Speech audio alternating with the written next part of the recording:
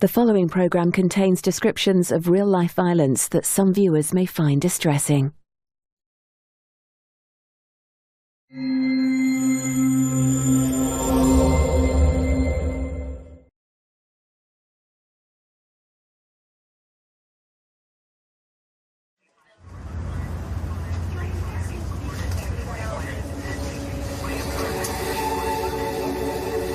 Unless it's happened to you or someone you know, you really, really struggle to take all this in. You're thinking, did that really just happen? Did someone just try and kill me? I've gone from married, dreams coming, everything, in a split second, I'm fighting for my life. This is where you go into a shock. You try and think about someone's mentality to do this to another human being. I think it's monstrous.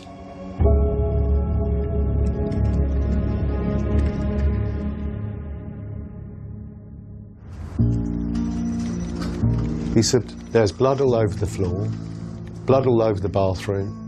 The logical person would dial 999. The fact that Richard then took another day to phone the police, it beggars belief. When I met Richard Thompson with his huge facial injuries, it was quite clear this case was a runner. But Richard, he had wasted 3 days and allowed the scene to be destroyed. And even when he contacted the police, purely said, I want this logged in case I divorce her. Unbelievable. He was coerced into a hugely controlling relationship, and he didn't see the wood for the trees. As she walked out the door, she turned back and said, you'll never be able to tell anyone what I did to you. Almost like a warning. Do you think that she meant that you would be too embarrassed to tell anyone? There could be that element there. The only thing I find embarrassing, that I was suckered into this. Being suckered into laying on a floor is pretty horrendous. It's trust. That's the only way I got myself into that situation. We've got this whole issue of the male ego. Richard was embarrassed to admit what he'd been through. But 20 or 30 years ago, the male psyche was one of dominance. We were a very misogynistic society. And so the possibility that a man would be targeted by a woman was alien to most people. And Richard could not accept that the person he'd married would go to such lengths to kill him. He said to me, you can't switch love on and off. And that's the point. The scary thing about Dina, it starts with a love story.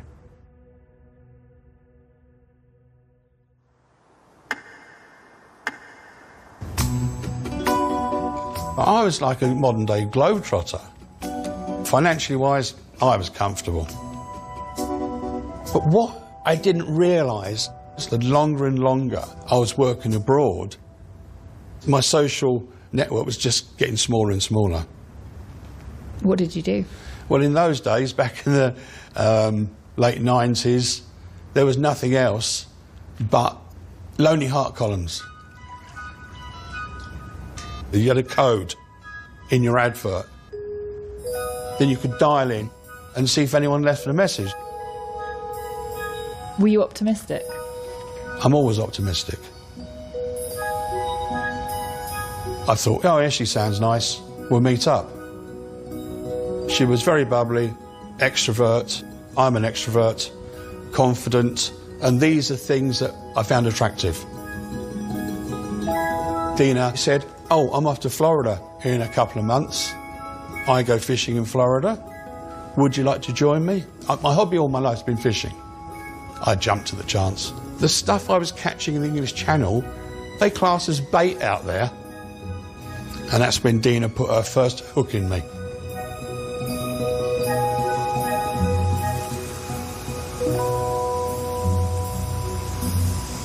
We stayed in this little place called St. Pete Beach. She knew the layout of the place. She knew restaurants. Even the Americans called it paradise.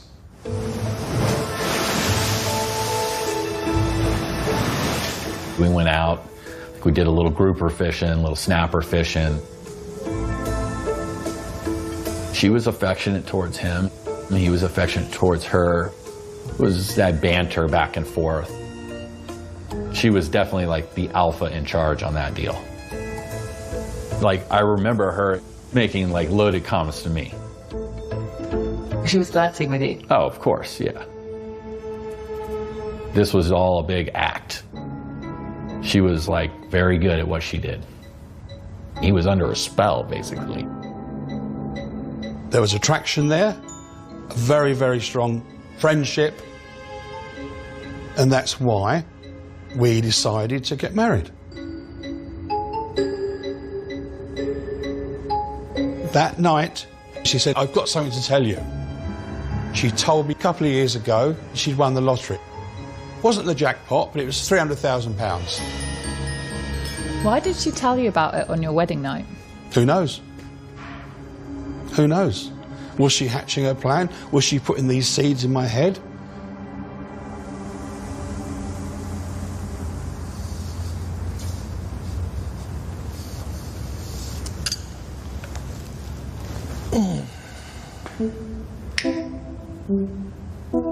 When I sit down and think about it, it's really clear that Dina had an agenda from the very beginning out to scam him,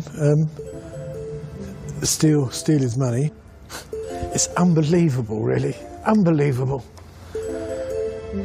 Did you have any inkling of all this when you met her? Who could have? That she was a thief, a fraudster and a murderer. I did find a few things strange. After Dina moved in, then the fishing and crewing for me stopped. He told me that he had put her on the land registry documents, so she was a joint owner of the cottage. I was surprised at that. Probably about 6 months after we got married, I rung home and she said, "I have cancer." Well, of course you're worried. And I was worried. Cancer's that horrible word. I took her to hospital and I collected her. She said, "Let's move out to Florida and let me live my last few years living a really good dream, and I'll set you up in business with the lottery money." Dina said, "Richard's leaving for the States and he won't be coming back." Why did Dina tell you? Why didn't Richard just tell you? Don't know. That was a bit strange. I think probably because she was in control by that time. I think I probably felt, oh well, that's the end of a friendship.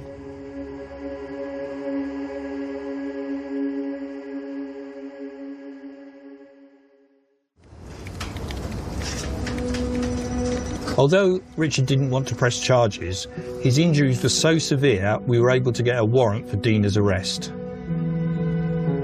She was in Devon, living at her parents'. I rang the local police station and said, "We need her arrested as quickly as you can." Then she was brought back to Sussex to be interviewed. I first met Dina when she had been arrested for the attempted murder of Richard Thompson. I gave her a look to say, "I know what you've done and I'm going to put you away." And then something really strange happened.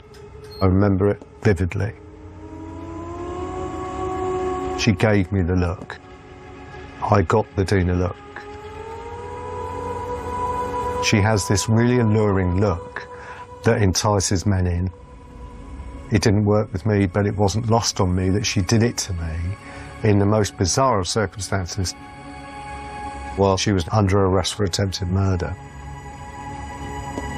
I think that demonstrates to me just how dangerous she is. At that point, the pressure was on to get the evidence together to keep her in custody. But we're way behind.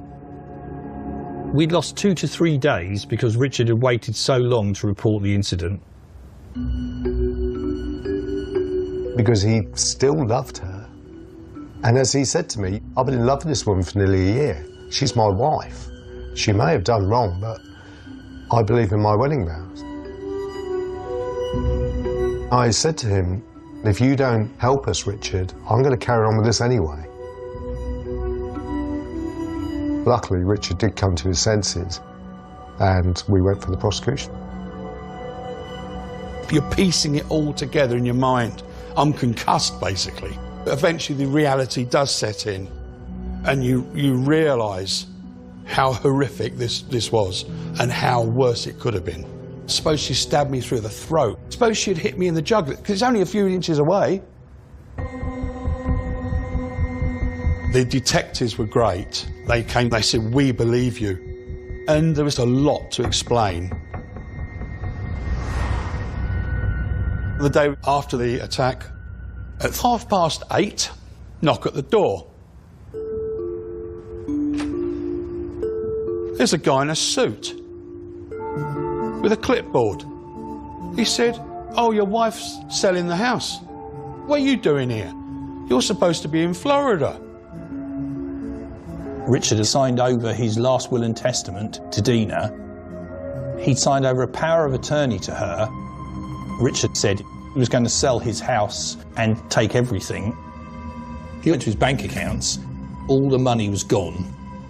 The £30,000 of my pension payment, £12,000 on the American Express, the £5,000 cheque.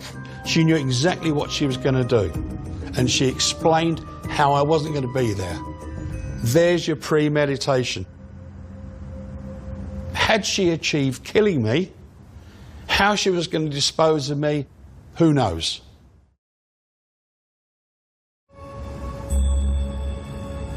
Dina's remanded in custody, but we have a ticking clock. The trial is coming.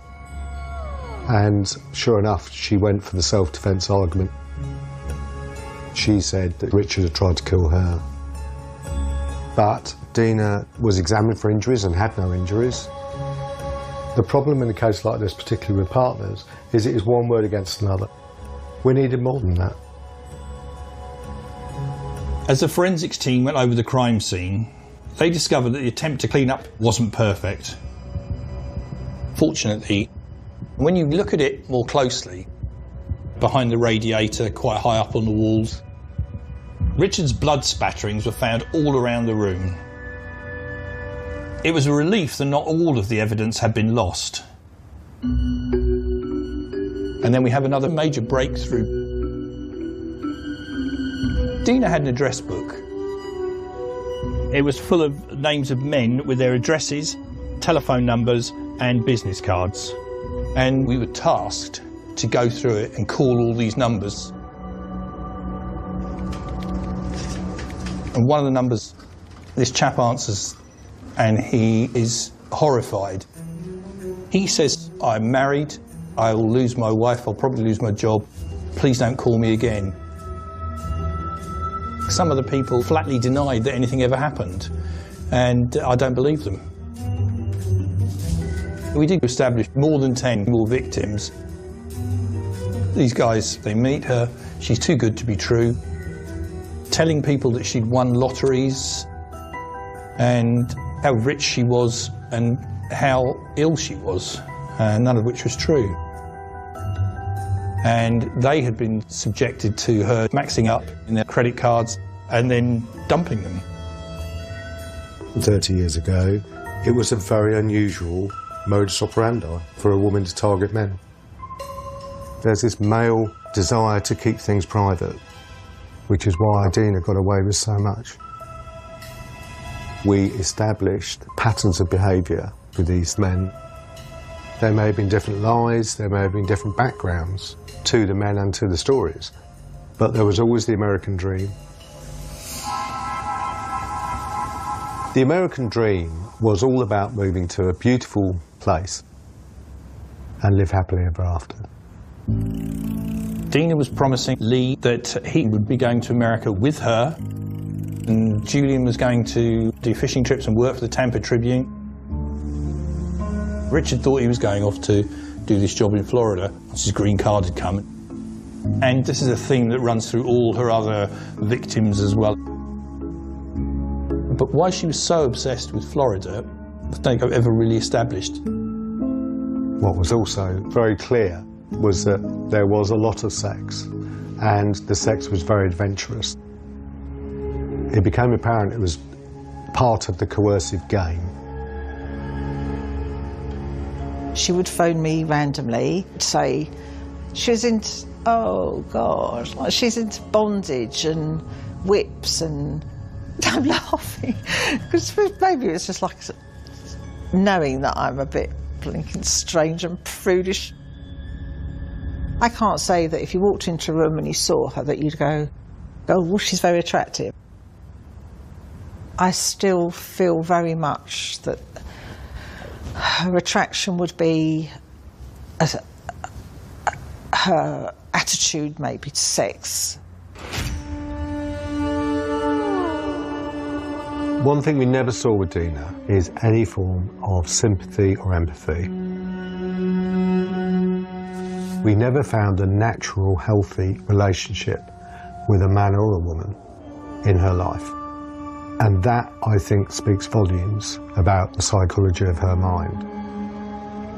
The mother wouldn't speak to us at all, and the father was very anti-police, which I found staggering because the father was a prison officer.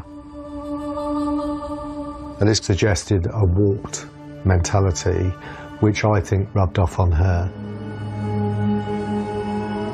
She never really talked about her childhood, but she spoke about gymnastics and going abroad with her father. She never mentioned her mother at all. It was always Dad this or Dad did that.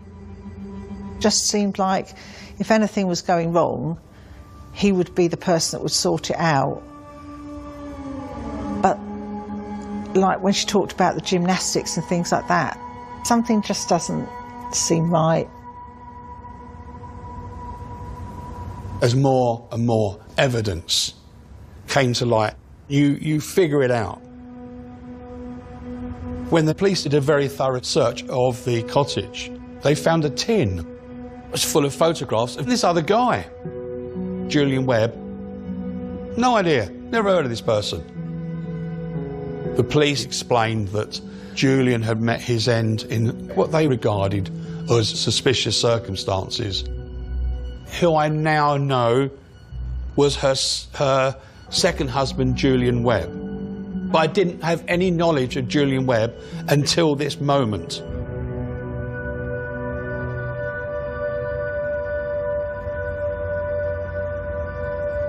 In some respects, your memories of people still live.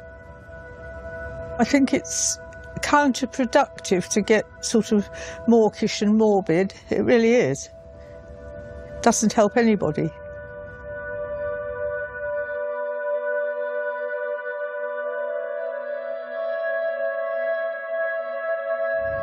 Had you got to the point where you thought perhaps you weren't going to get justice for Julian?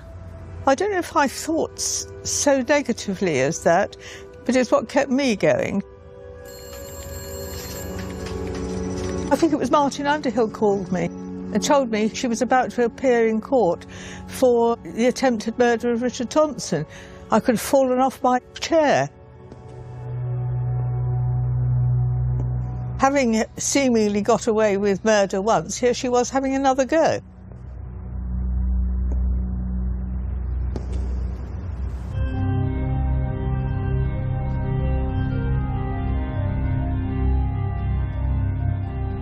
All rise. This court is now in session.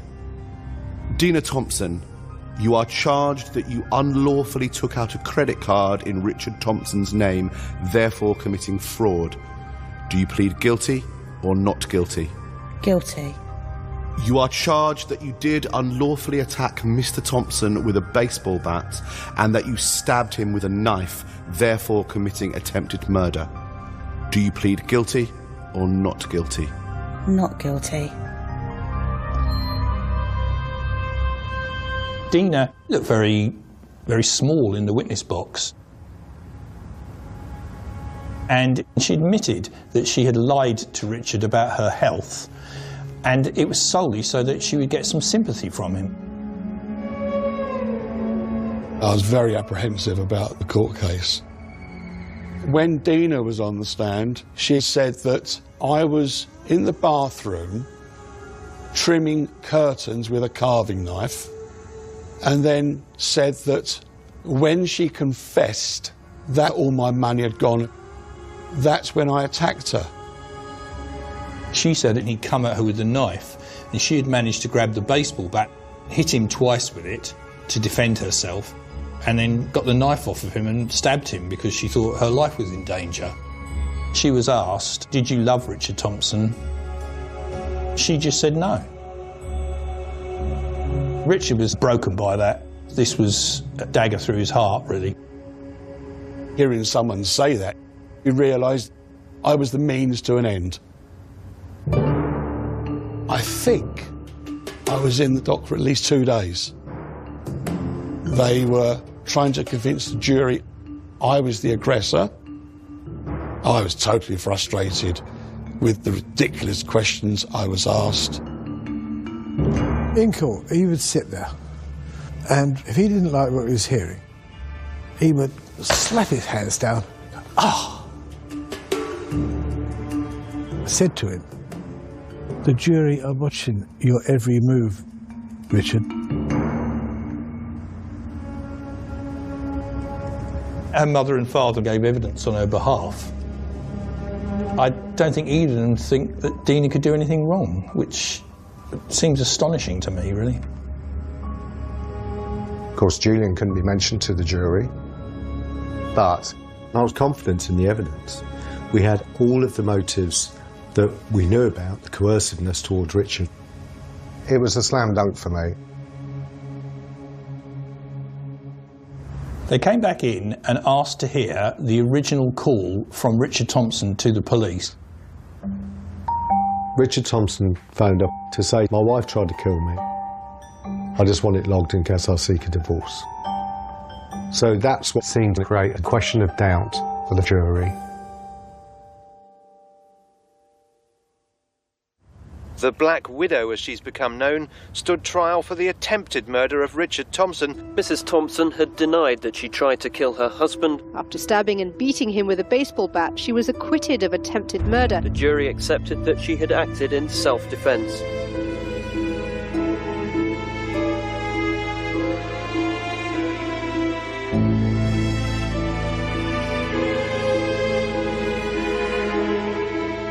When I heard the verdict, I was absolutely devastated. I had been through hell. And I thought, how on earth did the jury not see what was happening? I thought we had got Dina and that she was going to prison for a substantial amount of time. I was wrong.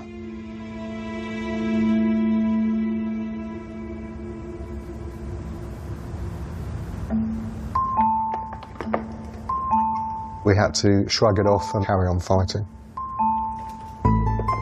And that's why on the same day as the acquittal, I announced we were reopening the Julian Webb case. The events portrayed in this trial and the unusual nature of Julian Webb's death means that Sussex Police will re-examine the circumstances of that death. I was determined to stop Dina and get justice for Rosemary Webb. We now knew that Dina was obsessed with insulin. We'd heard from 5 other men that they'd been injected with insulin. If you inject someone with insulin, you will cause shaking, you'll be disoriented, your temperature will rise, and if it's enough insulin, you will die. And the theory I came up with is that Dina had used insulin on Julian to incapacitate him, And over several days, she made him ingest aspirin and thiopin. And suddenly I had a line from A to B of how a young man went from being fit and healthy to a dead body a week later. But we had a problem. If you have a suspicious death, you have a forensic post-mortem. And Sean said to me, we didn't do that. It was classified as an unexpected death, not a suspicious death, even though many, many people had their own doubts. If you are trying to find long-term drugs in someone's body, it would be in their hair. I realised that I would have to exhume the body. There are only 4 or 5 forensic exhumations in this country a year. I reached out to the world's expert on exhumation at that time. His first question to me completely threw me. And he said, Martin, is there a tree next to the body? Because the tree roots suck all the water out and save the body decomposing.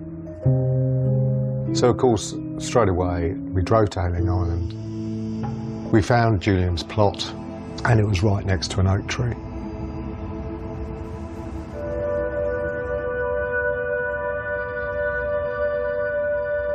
I'm very much a person who believes you go back to the earth, that you never really go away.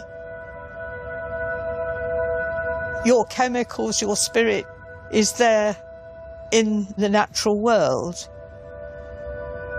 It's not nothing, it's something else. It's things like that that makes me wish I was religious, because I would then imagine we would meet again in some form, and that's hard to deal with.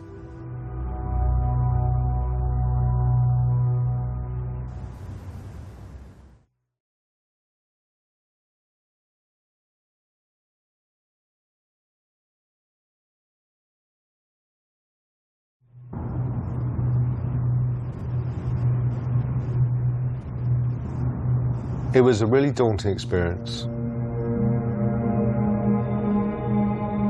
Each 6 inches you go down, you have to take soil samples because bodies do leak fluid and they do leak poison. After about 2 hours, we got to the coffin. That was heavy duty. We were lucky. 96, 97% of his body was intact. Very little of it had decomposed. But if we didn't get anything back from the post-mortem, in the case, it would be closed.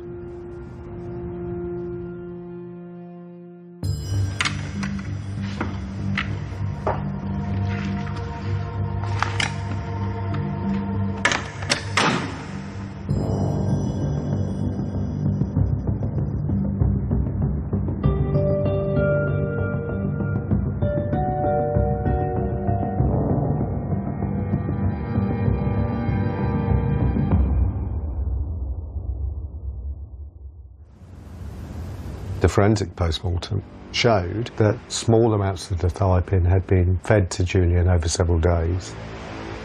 It was enough to question whether Dina had killed Julian Webb. I remember punching the air. I was absolutely over the moon. But the thiopin tastes very bitter. How did Dina get Julian to take the thiopin without knowing? To prove she did it, I needed the answer to that question. But the results from the scientists came in the late summer of 2000. On the 1st of July 2000, Sussex Police started investigating the biggest murder inquiry it had ever launched, which was the Sarah Payne case. We had to catch and lock up the person who'd abducted and killed this little girl. And so we're going to have to park this. But it was really frustrating. I just started getting into the swing with this case, but I knew I would go back to it.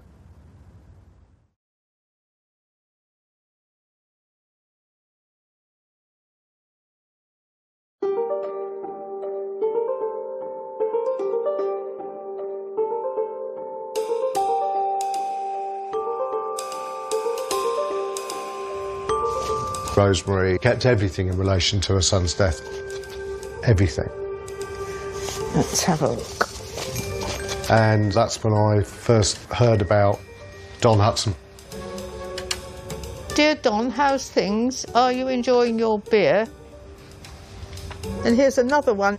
Dear Don and Kathy, happy Christmas to you both and hope to see you soon, Julian and Dina. Some of the letters were sent after Julian's death, where Don had written condolences to Dina. And so I was determined to find Don because I wanted to know his version of what he thought happened to Julian and how Julian died. And the first thing I did was contact the local police in Tampa and ask for their help.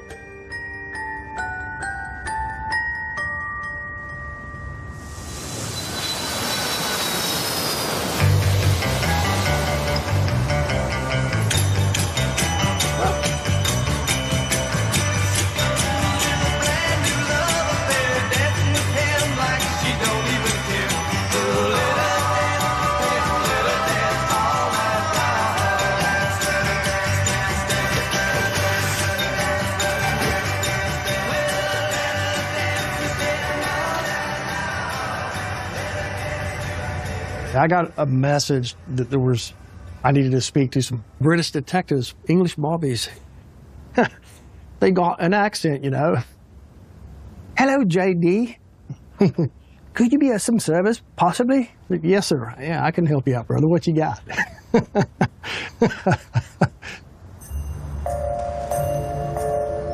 We need to find Don Hudson. We would run, you know, just a standard driver's license checks and just see if there's anything available on that person. But there was just nothing that we could, you know, locate them at. And I believe that ultimately led to Martin and Sean coming here.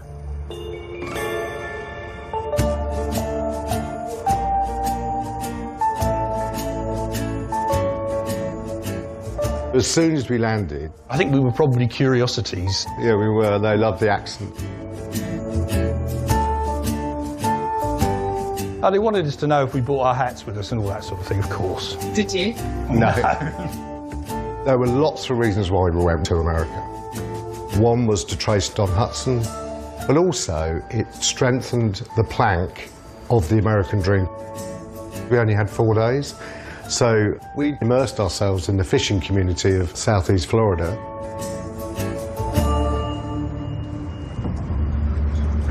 We went everywhere. Marinas, yacht yards, pubs, restaurants.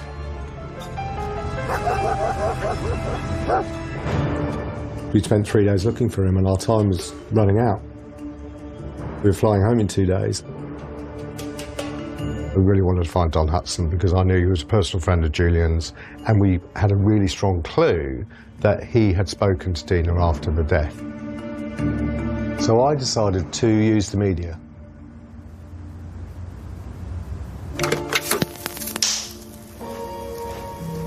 Hi, this appeal is for Don Hudson, who's an American living in Florida. I am Detective Inspector Underhill and this is Detective Constable Sean MacDonald. And we're both from the Sussex Police in England. I didn't want the American press exaggerating or running off with the wrong idea, and of course they did. Within 24 hours, we were Scotland Yard detectives and Don was a suspect in the murder. Within a day, Don Hudson contacted me. The dude was pissed that his name was associated with a police investigation. He was incredibly angry. Yeah, how dare you come over to this country and tell everyone that I'm a murder suspect, you've ruined my life. I got him to agree for me to go and see him at this huge outdoor hunting lodge. There was lots of taxidermy animals there. You know, 6-foot-tall bear. There was an alligator. The whole thing was gun-centric, man-centric. When I met him there, he was incredibly hostile. He gave me both barrels. Said, look, this has just completely been exaggerated beyond all belief. Slowly we brought him down, and then he started talking. He told us the story that Don and Julian had met through fishing. They corresponded together, they spoke on the phone. He said the last time he spoke to Dina was a couple of days after Julian had died. Dina called Don and said, "Sorry, Julian's dead." She said, "He had a really hot curry. Next morning, I found him dead in bed. It looks like he killed himself." And I went, whoa, whoa, whoa, whoa. What was that you just said? That was the moment for me. That was my Pandora's box. Can you conceal the taste of dithiopin in a curry? Yes, of course you can. Suddenly, to me, everything clicked into place. That was how she gave me the tablets.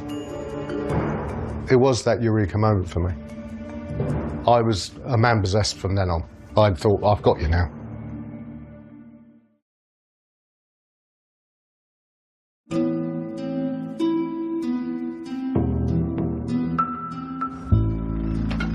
Dina Holmes arrived at Crawley Police Station in West Sussex just before 10 o'clock this morning.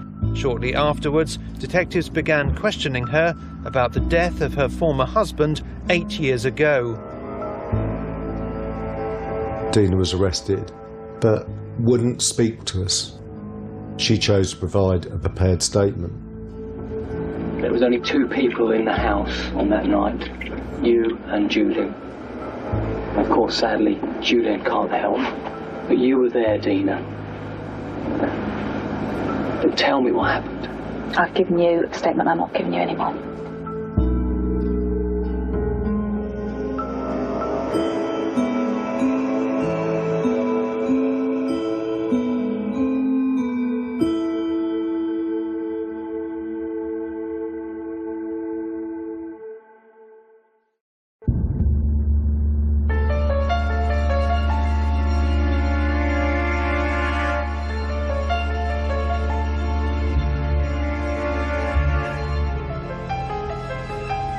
In this case, it was undeniable that she was a liar. That in itself doesn't get you very far in proving a case of murder. We had put together a lot of strands of evidence about Dina's extraordinary, I would say, deformed personality, about her dishonesty, her motives, and about her very curious conduct in the period up to Julian's death and immediately after. Days before Julian died, Lee unexpectedly turned up at Dina's house. Had Julian and Lee met, then the bigamy would have come out. I mean, if Lee had started to tell Julian what had happened to him, well, imagine what the effect would have been on Julian and on Dina's marriage to him. And so maybe she decided relatively quickly to kill him. And that time frame, Lee turns up, it's only a week later that Julian dies. Is it just a coincidence? She didn't want to get caught. Suddenly, I had not just the method in which she'd given Julian Webb a fatal dose of dithiopin, I also had a motive, and I thought that the pieces are coming together. One of my analysts had created an A3 chart, and I called it a story on a page. And we had each victim's name and the story that they were told.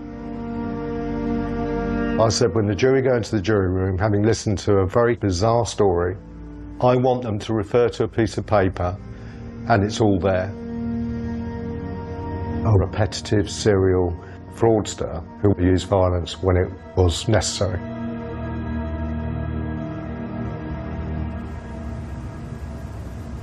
It was back to the thrill of the chase again.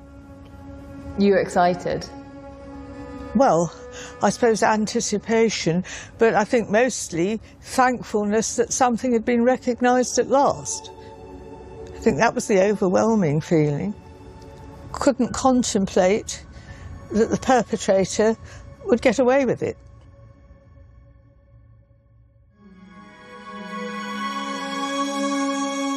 Dina Thompson was described in court as a very disturbed person. Police say she was motivated by money and hatred of men.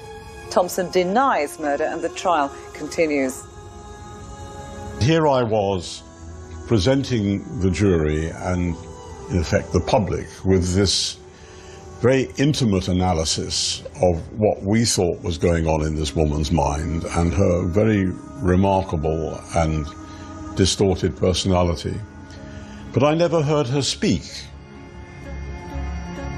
Dina didn't testify in court, and I think there's one reason for that. Because the lawyer has said, if you go near that stand, your story will collapse.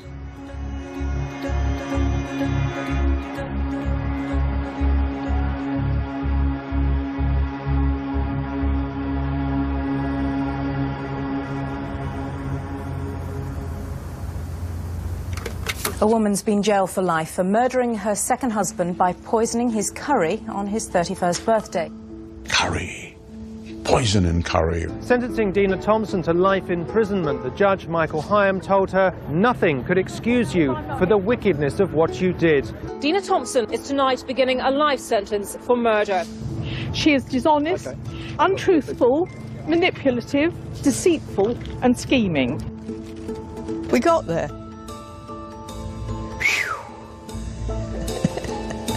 It was one of these sort of highs, you know, adrenaline flow.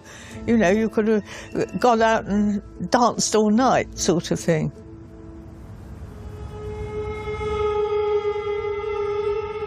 It's still really hard to believe that I know that person. You know, if someone goes, what does a murderer look like? Well, not Dina. I remember there would be moments where if you thought something, she'll be reminiscing the same thought. And that's where I thought we were going, as one. It makes me sick now, actually, when I think about it. Because to me, that was a wasted life with her. She's paid for her crimes, but she hasn't paid for her crime against me.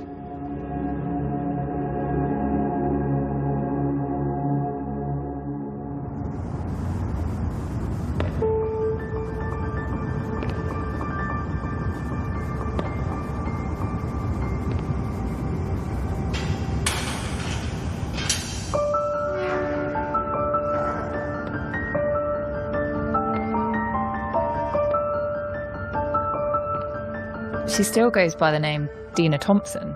She still uses your surname. Yeah, I find that odd. Do you think she ever loved you? No. I have accepted it. A hard acceptance. But I had no choice. I had to accept this and move on.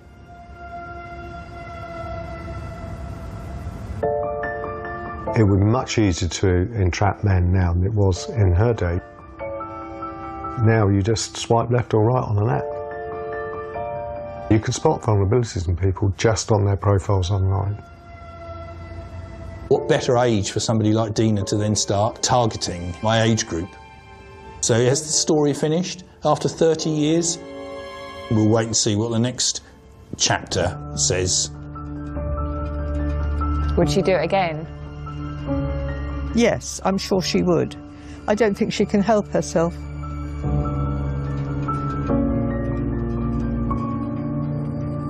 I hope I'm wrong.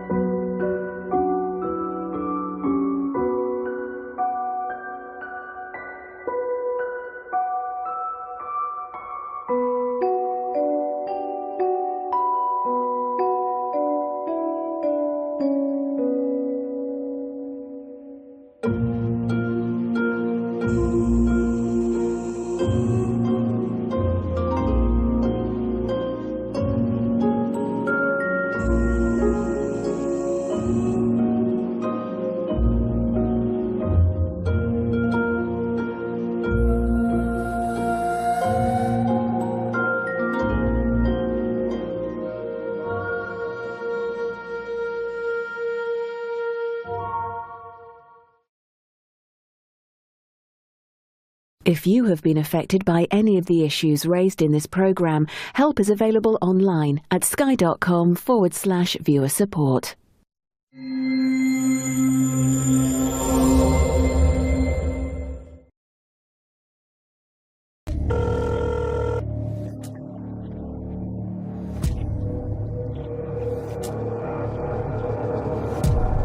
Anything you see now is evidential, all right? A murder investigation has been launched after the body of a woman was found in Swansea. You're under arrest, mate, on suspicion of murder. An unsuspecting retiree, brutally killed by her neighbour. I've been a major crime SAO for a few years now, but I have to say Wendy's was probably one of the worst I've ever seen. Right. These videos show Brian Whitelock in the days before the murder. But this wasn't the first time he'd killed. It could have been prevented. If they had listened, if he hadn't been let out, he wouldn't have been able to kill again. Whoa, whoa. So, could Brian Whitelock have been stopped?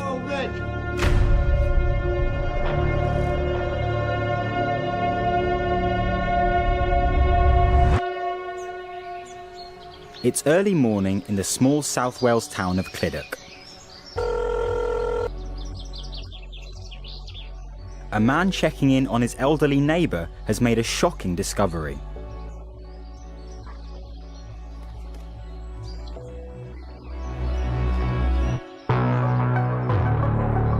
Some of his call is caught on CCTV.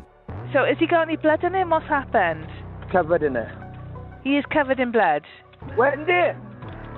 Wendy Buckney, seen here the day before, is 71 and lives alone in her ground floor flat. She's well known in the community as the founder of a popular local riding school, and she's known for her acts of charity. The man making the 999 call is outside Wendy's flat. Brian Whitelock, who did odd jobs for her, has just walked out of her front door. Brian is described as just wearing his boxer shorts. Those boxer shorts are inside out. He is covered in what appears to be blood, and Brian pretty much confesses to killing Wendy.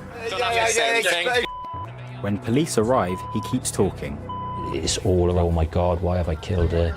He uses the words torture, and that he tortured her and she was begging him to stop. He's asked by the witnesses at the scene, what have you done to Wendy, what have you used? And he basically says he's used everything, which transpires to be an accurate description. Oh my God. This was a particularly brutal murder with a number of weapons, including a knife, a chair leg and pieces of shelving, and inflicted so many injuries on her that the pathologist couldn't accurately count them. So it was a sustained and very brutal attack. After Brian Whitelock's arrest, police quickly make another discovery. The 55-year-old has killed twice before. A man has appeared before magistrates in Swansea charged with murdering two men, one of them his own brother.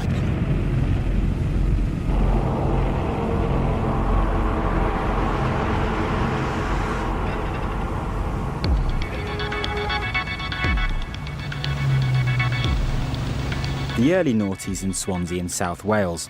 It's a bustling city with a thriving nightlife and a football team fighting relegation from the second division. 27-year-old Nicky Morgan was born and bred here, one of 4 siblings. He's a social boy, you know, he liked different things. He loved being with his family, he loved that, he loved a bit of a party. So if there's a match, probably meet up with his friends, make their way down there if they wanted a match.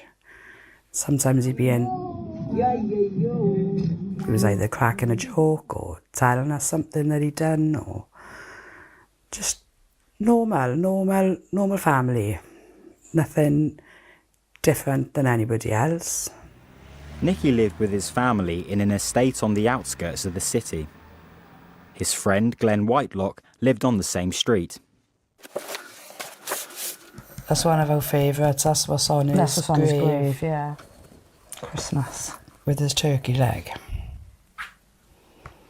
Nicky's older sister Melanie lived around the corner. We were in bed. It was middle of the night.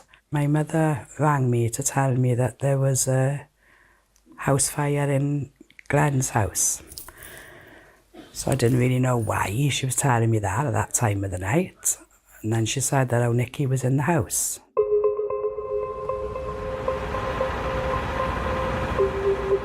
Nicky and Glenn both lost their lives.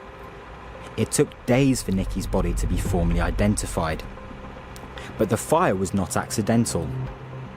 Glenn's brother, Brian Whitelock, had also been in the house. He was quickly arrested.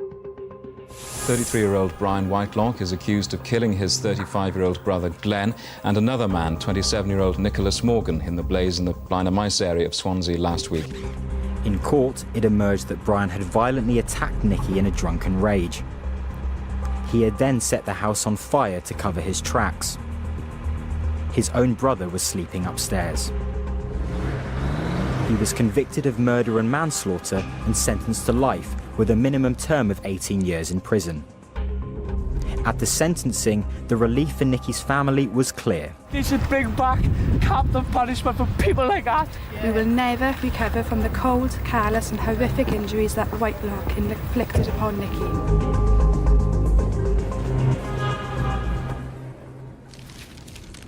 The family felt anger and disgust at the total lack of remorse shown by the defendant. Nothing changed then, did it? 20 odd years? No. Well, it was a relief. A relief that somebody was going to be held accountable.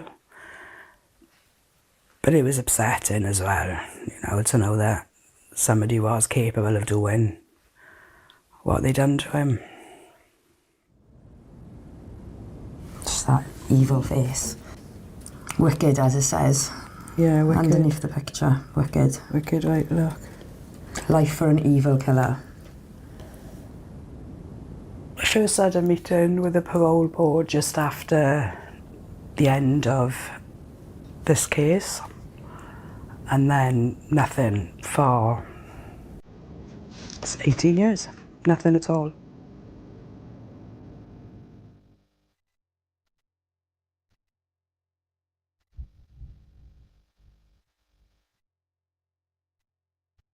Brian Whitelock went to live in the small former industrial town of Clydach.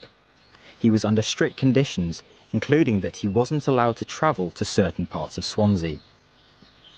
But word quickly got out to the family. Brian was spotted in places he wasn't supposed to be. You'd have instant messages where somebody would tell us he'd been seen. You're doing probation. They would tell us to ring the police. We'd ring the police, and the police would just say then to report it to probation. And we assumed that then he'd be, taken back into prison, but it never came to that. You just lived in panic, really. Are you going to bump into him?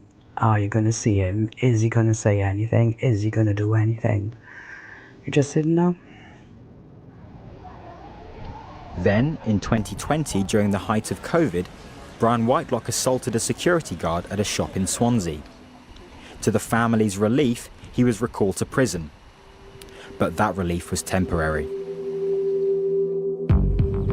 Despite the best efforts of Nicky Morgan's family, Brian Whitelock was released from prison back to the same flat in Clydach.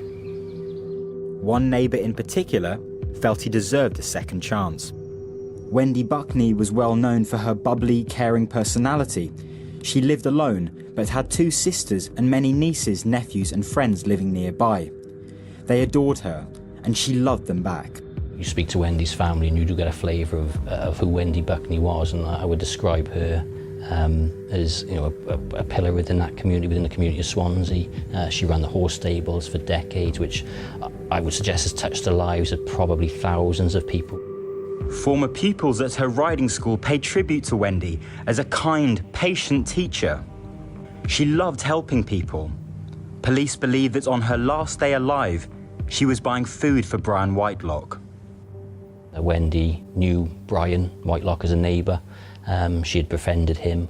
She knew about his history and his background. She took the view that he deserved a second chance, and as a result of that, she would Well, I would say look after Brian to an extent. She would give him odd jobs to do. She would look out for him. She would go shopping. Her sister Anne said Wendy believed she could help Brian and that her only fault was to care too much.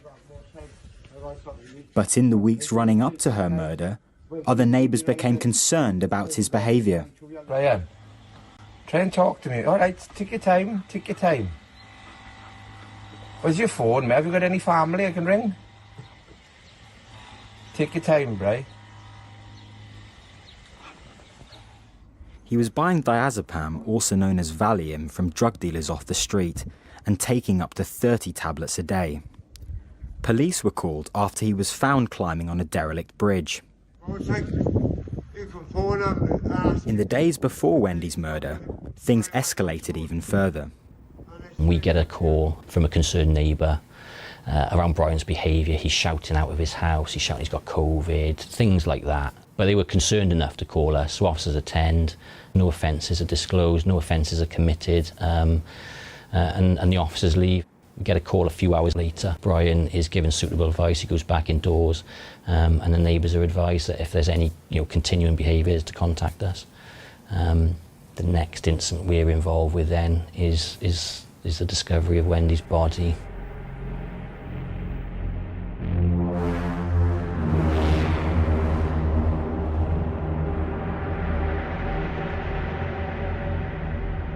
So it's the 23rd of August 2022, early hours of the morning. A neighbour has concerns for Brian Whitelock. He hears taps, he hears water running from Brian Whitelock's flat. Goes down to investigate in the early hours, finds the flat insecure, goes in, turns the taps off, but can see Brian's flat is devastated. So probably about 4 hours later he comes back, Brian is still not in his flat, at which point this neighbour has even more increased concerns and actually reports Brian missing to us, to South Wales Police. At the same time he's doing that, he notices the light from Wendy's Buckley's flat has come on and gone off and come back on. He knows that Wendy knows about Brian and would have concerns about him, so he goes over to speak to Wendy to say that Brian is missing, to see whether she may have any information. As he gets to Wendy's flat door, he hears a person inside, and then that person comes out, and that person is Brian Whitelock. Brian Whitlock, who I've just reported missing, has come out to the girl's house and he said he killed her. When police arrived, they entered Wendy's flat and found a scene of devastation. The living room was completely smashed up. A blood-spattered sofa was standing on its end. A shelving unit had been ripped apart. At the centre of the scene lay Wendy's body. Her clothes had been removed. Police believe that she was sexually assaulted. I mean, I've been a major crime SIO for a few years now, but I have to say Wendy's was probably one of the worst I've ever seen. From the pathologist's perspective, he managed to count up to 70 blunt force and sharp force trauma injuries to Wendy's face, torso, arms and legs. The difficulty I think he had, there were more injuries than that. We appear to have injury over injury. Oh my God. What have they done? That's plenty.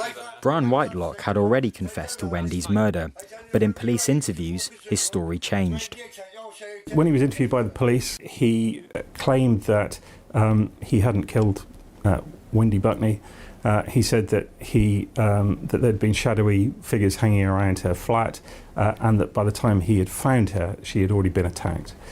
So he denied that he was involved at all, and that someone else must have done it.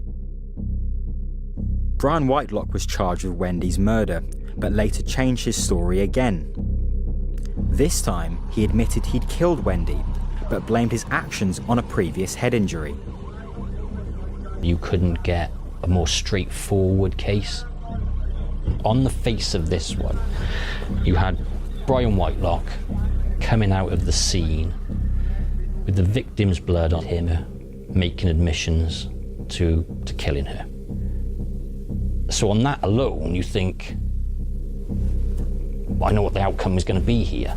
But we didn't factor in Brian Whitelock.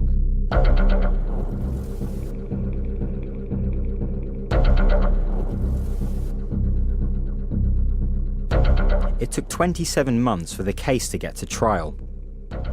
Much of the delay was caused by Brian Whitelock, who sacked the legal teams representing him, asked for new medical reports, and eventually chose to represent himself.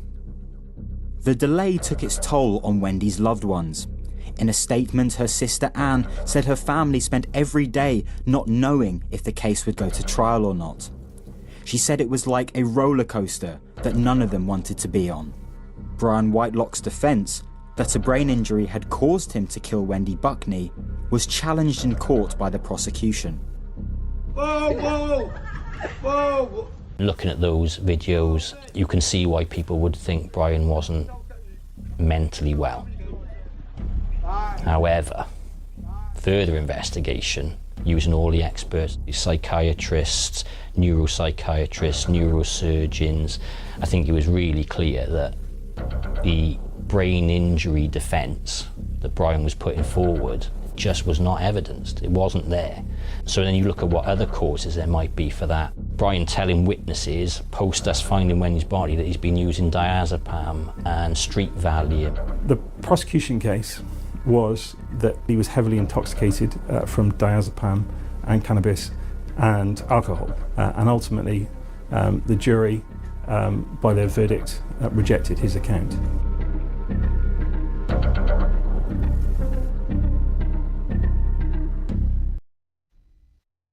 It took just 6 minutes for the jury to reach their verdict.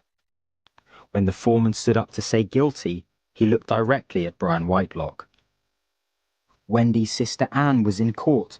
In a statement, she said her other sister, Rosemary, was so affected by the murder she could no longer leave the house.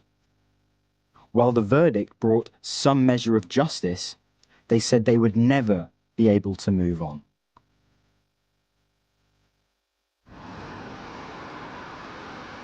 So our thoughts are with Wendy's family today, especially her sister Anne, who we have watched endure the same pain and suffering as we did previously during the trial, with absolutely no remorse shown by him. My last words to the parole board were that I can categorically guarantee he will do it again. And here we are. It took him less than a year.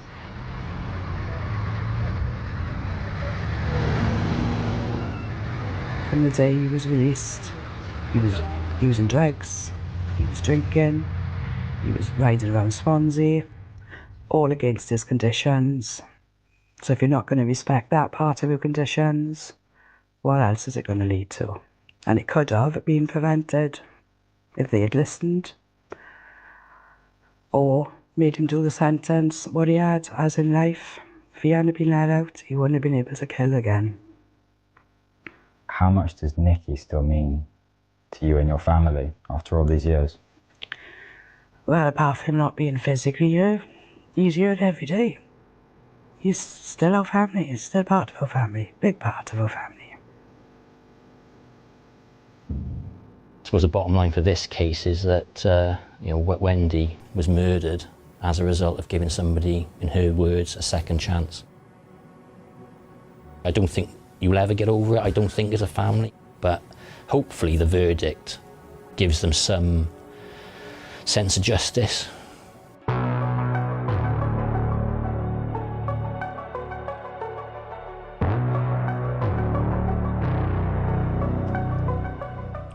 Brian Whitelock. For the murder of Wendy Buckney, I sentence you to imprisonment for life. This is a case of the most extreme gravity. I have no doubt that the seriousness of this murder is so exceptionally high that just punishment requires you to be kept in prison for the rest of your life, and you will never be considered for parole. Before I leave this case, I want to express my condolences to Wendy Buckney's family, many of whom are here in court today. You conducted yourself throughout the trial with great dignity, but your grief is palpable. I hope that with the passage of time, you will be able to think more and more of Wendy Buckney as she was in her life, of 71 years, so that her last hours do not blot out all that was happy and good about that life and about her. I hope that eventually you will be left with all those memories you and she would want to have. Multiple reviews will now be held into whether the authorities, including the probation service and the parole board, could have done more to protect the public from Brian Whitelock.